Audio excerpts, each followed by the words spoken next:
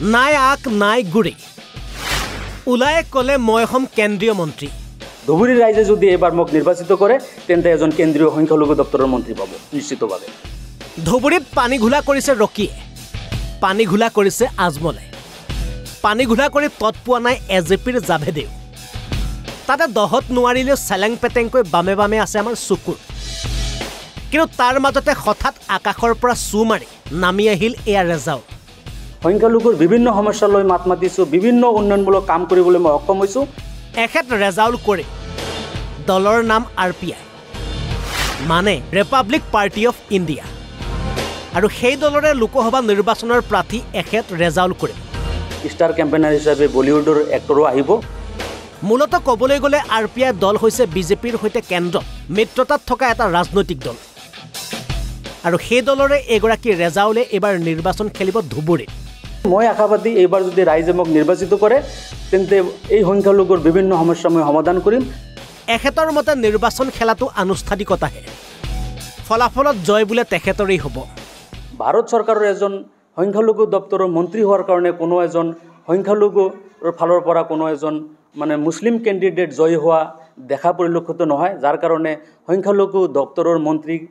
খালী থাকে গতিকে ধুবুৰী ৰাইজে যদি মোক এইবাৰ নিৰ্বাচিত কৰে মই ভাৰত চৰকাৰৰ সংখ্যালঘু দপ্তৰৰ কেবিনেট মন্ত্ৰী হোৱাৰ কাৰণে মোৰ দলৰ হাইকমাণ্ড ইতিমধ্যে আশ্বাস দিছে গতিকে মই আশা ৰাখিছোঁ সংখ্যালঘুৰ বিভিন্ন সমস্যা লৈ মাত মাতিছোঁ বিভিন্ন উন্নয়নমূলক কাম কৰিবলৈ মই সক্ষম হৈছোঁ ধুবুৰীৰ সমস্ত মিয়াভূত বোলে ৰেজাউলে অকলে পাব তেখেতৰ মতে বদৰুদ্দিন আজমল চিলতীয়া ৰকিবুল হুছেইন গৰিয়া আনহাতে অগপৰ জাভেদ ইছলাম দেশী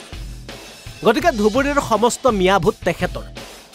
তেখেতৰ জয় নিশ্চিত আৰু দীৰ্ঘদিনৰ পৰা যিহেতু ভাৰত স্বাধীনৰ পিছত আটাইতকৈ বেছি সংখ্যক কংগ্ৰেছে ইয়াত চৰকাৰ গঠন কৰিছিল আৰু কংগ্ৰেছৰ যিজন প্ৰাৰ্থী ৰকিবুল হুছেইন ডাঙৰীয়া তেখেতে যিহেতু তিনিবাৰকৈ কেবিনেট মন্ত্ৰী আছিল অসমত আৰু তেওঁৰ নেতৃত্বত কোনো ধৰণৰ সংখ্যালঘুৰ কোনো কাম হোৱা নাই উন্নয়নমূলক আৰু সংখ্যালঘুৱে উপহাৰ হিচাপে ডিটেনশ্যন কেম্প পাইছে ডি ভোটাৰৰ সমস্যা পাইছে NRCৰ সমস্যা পাইছে বিভিন্ন সমস্যাত জৰ্জৰিত আমাৰ সংখ্যালঘু ৰাইজ গতিকে মই আশাবাদী এইবাৰ যদি ৰাইজে মোক নিৰ্বাচিত কৰে তেন্তে এই সংখ্যালঘুৰ বিভিন্ন সমস্যা মই সমাধান কৰিম ৰাইজে যদি মোক নিৰ্বাচিত কৰে মিয়া জনগোষ্ঠীৰ যিহেতু সৰহসংখ্যক ভোট ইয়াত আছে ধুবুৰী লোকসভা সমষ্টিত তেন্তে মই মিয়া জনগোষ্ঠীৰ যিখিনি সমস্যা আছে এই গোটেই সমস্যাখিনি মই মেম্বাৰ অফ পাৰ্লিয়ামেণ্ট হৈ মই সমাধান কৰিম কেন্দ্ৰ তথা ৰাজ্য চৰকাৰৰ জৰিয়তে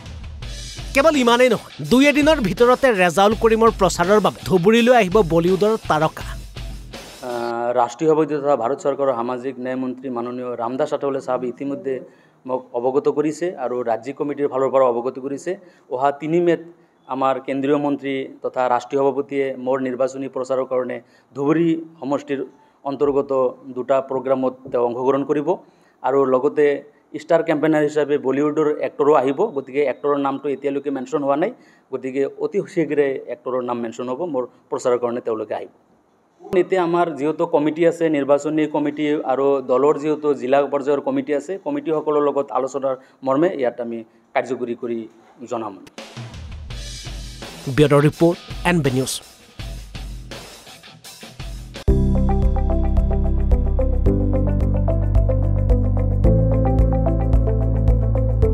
NB News